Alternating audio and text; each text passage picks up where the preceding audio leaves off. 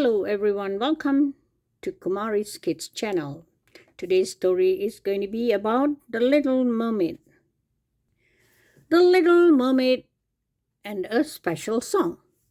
May I have your attention, please? Sebastian called.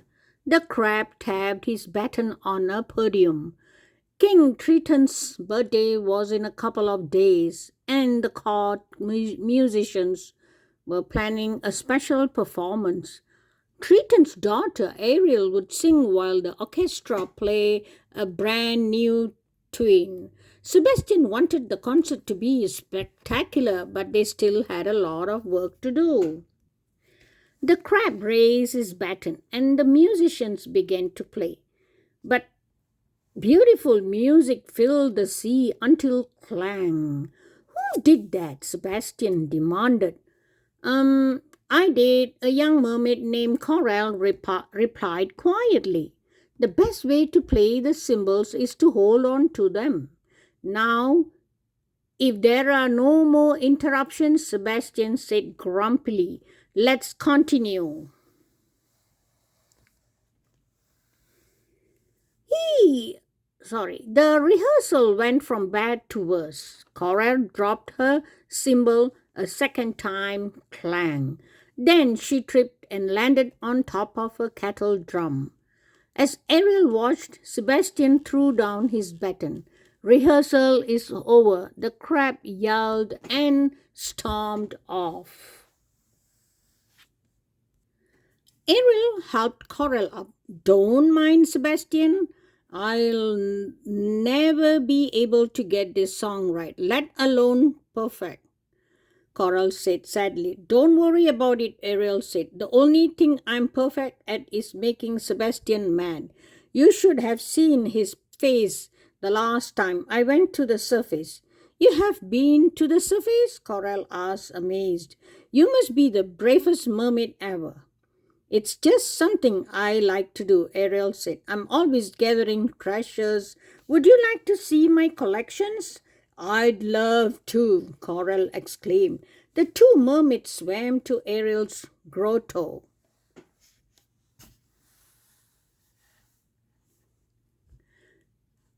Make yourself at home, Ariel told Coral. When they arrived, Flounder the fish was there.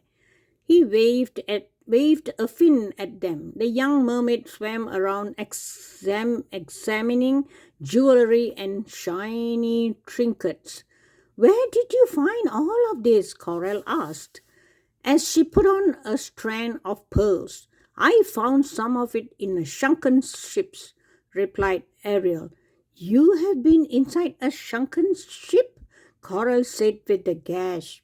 Weren't you scared? Of course not. Were you, Flounder? Ariel teased. Nothing to eat, the fish fibbed. So what are we waiting for? Ariel asked. Let's go. Coral and Flounder trailed behind Ariel. Soon they arrived at a ship that had sunk to the ocean floor. Let's see what's in there, Ariel urged. Her friends followed her through a large porthole. Inside the ship, Ariel found an old steamer trunk. Look at this, she cried, holding up a purple parasol. And this, Coral exclaimed, picking up a fancy lampshade.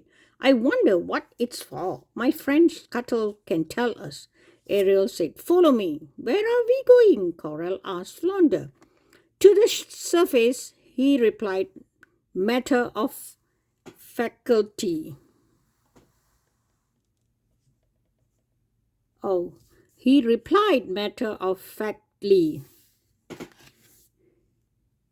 Soon the friends arrived at the surface. Scuttle the seagull examined their treasures. That is a thriller fear, he said, looking at Coral's lampshade. It's what human ladies wear when they are going somewhere important. Before long, the friends had to leave.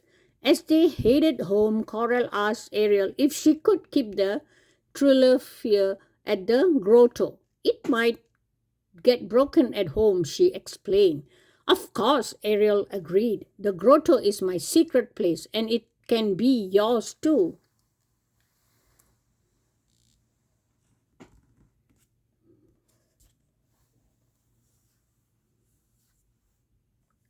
A few days later, as Ariel swam toward the grotto, she heard someone singing. The voice was strong and clear, but sweet too. When Ariel arrived, she saw her new friend. Coral, I didn't know you had such a lovely voice. You should be singing in the concert, not playing the cymbals. The little blonde mermaid surged. I just like singing to myself, she explained. I've never actually performed.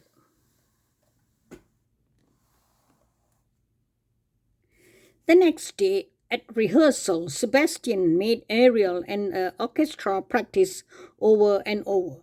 But something always seemed to go wrong. The big day is tomorrow, the crab said, flirting. This concert needs to be fit for a king, King Triton to be exact. Let's try it again. So they did. The rehearsal went on and on. By the end of afternoon, everyone was tired. See you tomorrow, Ariel said. Her voice was raspy. On the day of the concert, Ariel could only whisper. She had lost her voice. Luckily, she knew who could take her place. Me, Coral said when the princess asked her. But I can't. You must, Sebastian insisted. Otherwise, King Triton's birthday celebration will be ruined. I can't sing in front of crowd of more people, Coral said, pleading. Sure, you can, Flounder said.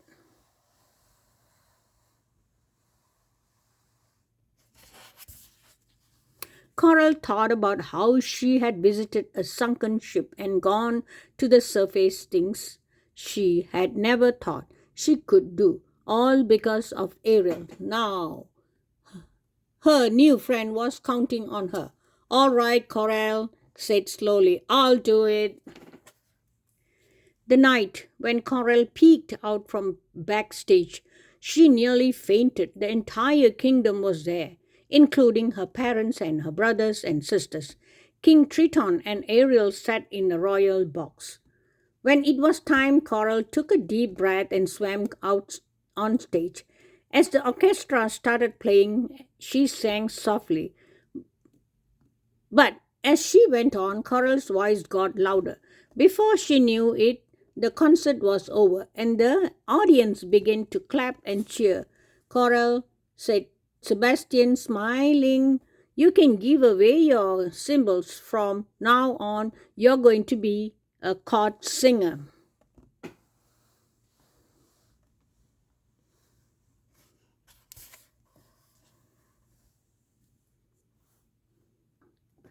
After the show, Ariel went to congratulate her friend. She found Coral with the family. I didn't know you could sing like that, one of the Coral's sisters exclaimed. No one ever would have known if it wasn't for Ariel, replied Coral. She believed in me. Ariel still couldn't speak, but she gave Coral a big hug. It had been a wonderful evening.